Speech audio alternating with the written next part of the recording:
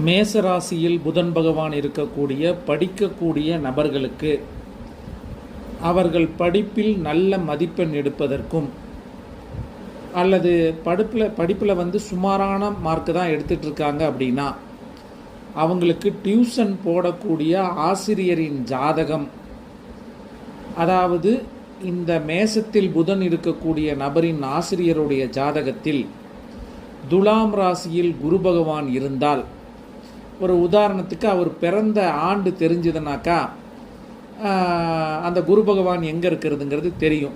அடுத்த கேள்வி என்ன, ஒவ்வொரு டீச்சர்கிட்ட போய் நம்ம ஜாதகம் வாங்கி பார்க்க முடியுமாங்கிறது கேள்வி வரும்.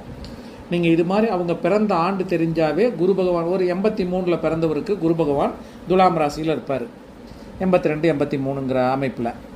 அப்போ அது போன்ற நபர்களிடம் டியூஷன் சேர்த்துனா அவர்கள் நல்ல மதிப்பெண் பெற்று படிப்பில் நல்ல ஆர்வம் ஏற்படும்.